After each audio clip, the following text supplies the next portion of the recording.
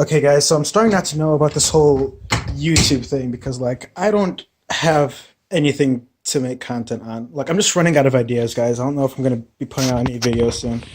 So, yeah, there's that.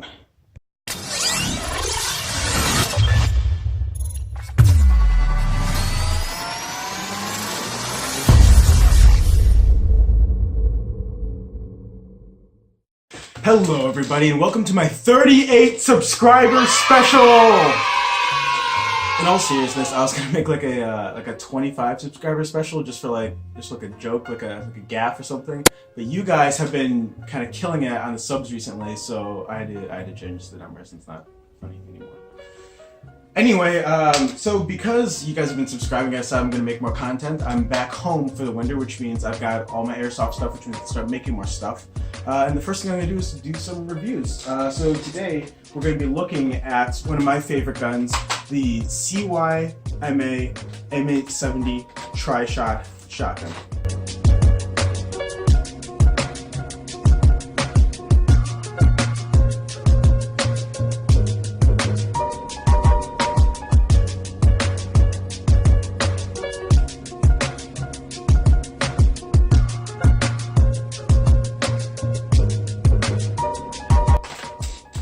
Look at that, it's a long gun. So this shotgun is the only M870 style tri-shot on the market. It's made by CYMA. It's not exact scale to a normal M870. It's a little bit thicker so they can fit all the tri-shot components in the body.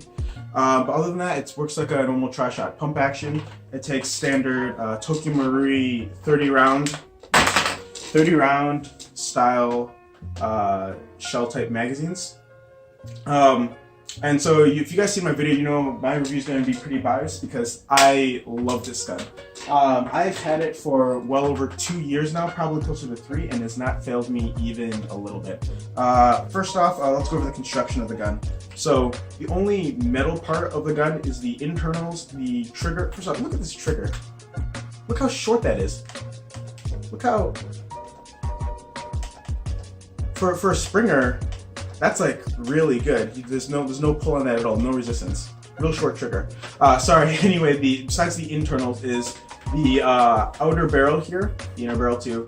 And for your extended versions, it's the magazine tube here and the little connector that goes over both of them. This gun comes in hella variations. So first off, there's the plastic version. The plastic version comes with one shell. It's plastic everywhere, I said, metal here. It weighs like less than 3 pounds. It is super light. Like I could balance this on my finger if I try hard enough.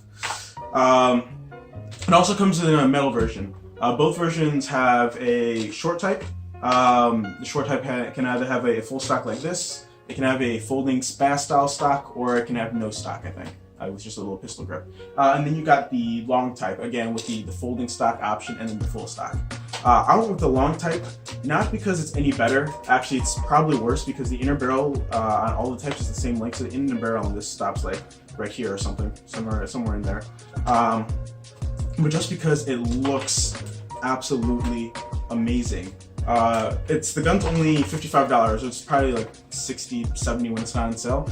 But when I bought this, I bought it off of Airsoft Megastore for $55 because they were having a sale on it. And I don't think you can get a better operating or looking gun for that price. It is just amazing. It's got a big old orange tip. I got some gunk around it because I put some black tape on it because I was filming something and then when I ripped it off, some of it didn't come off. But functionality wise, great. You know how it works. You pump it, you fire it.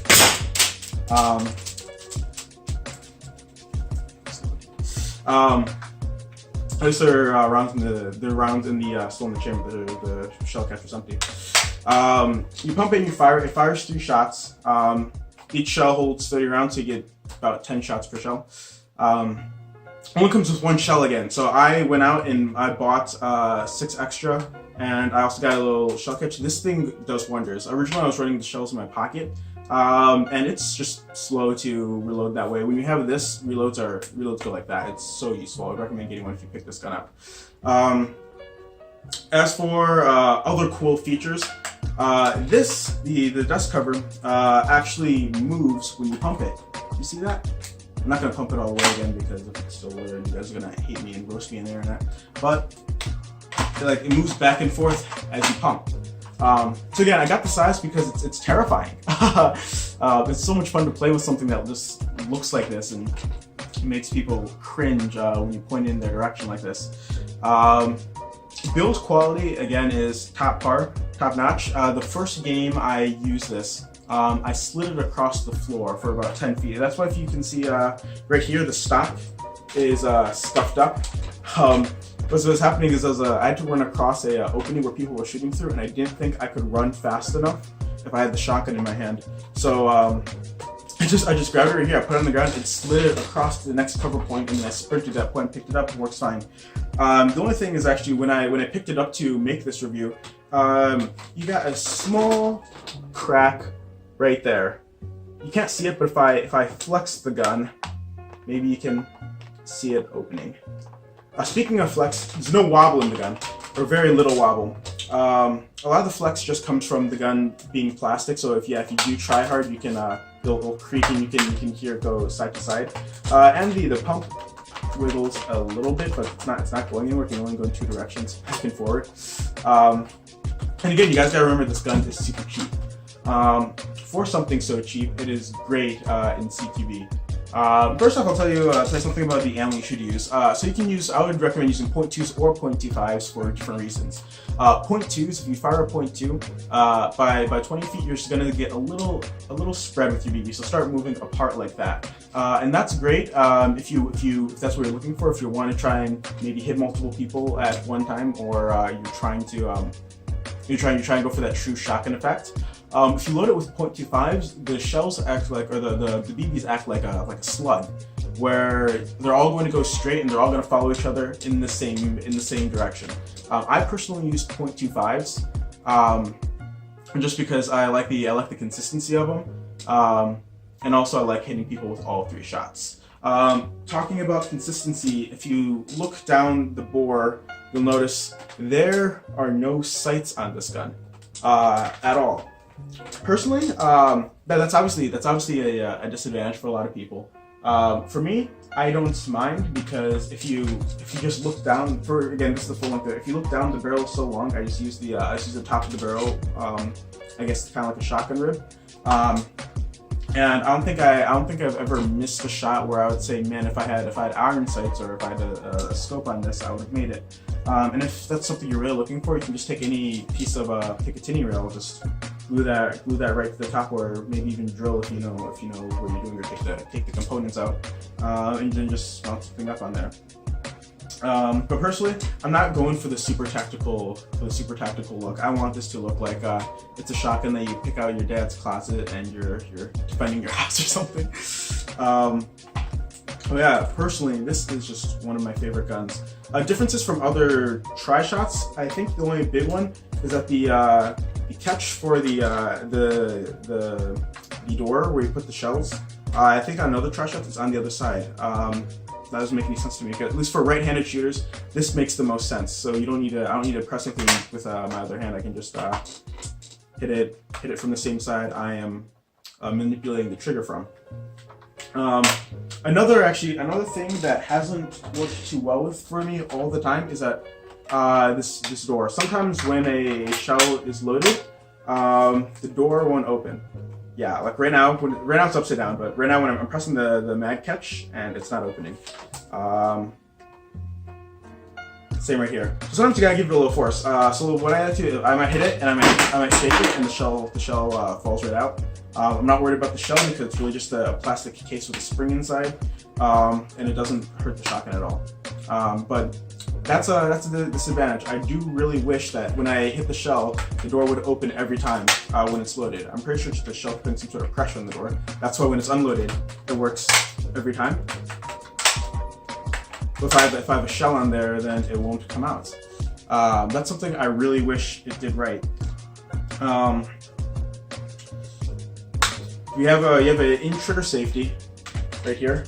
That's fire with a little red ring. You push the other way, it's safe. I never use it because I don't keep the gun pumped. when I'm not playing, and I usually don't keep a shell down there. Yeah, that's pretty much it. It's a really simple gun. You have a swivel sling point in the front here.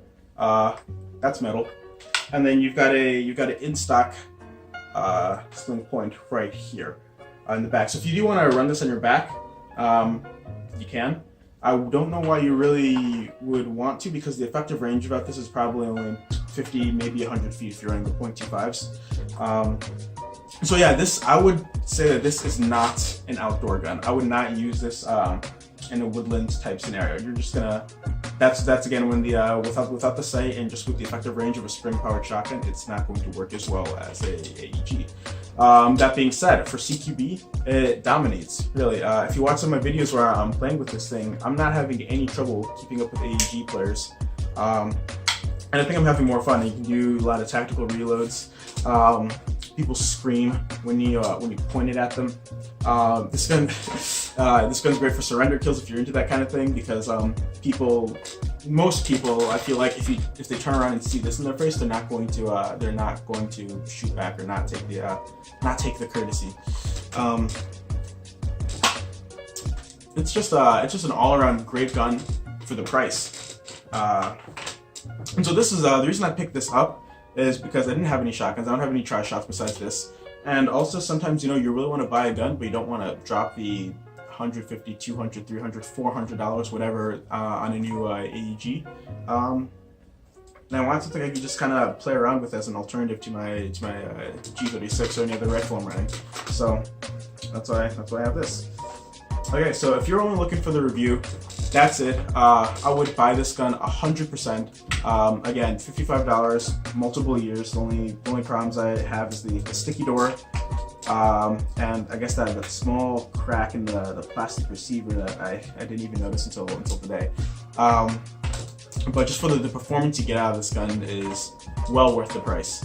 So if you're looking for the review, that's it. Other than that, I'm going to give my channel a few updates, and so if you're interested in that, stick around. If not, peace.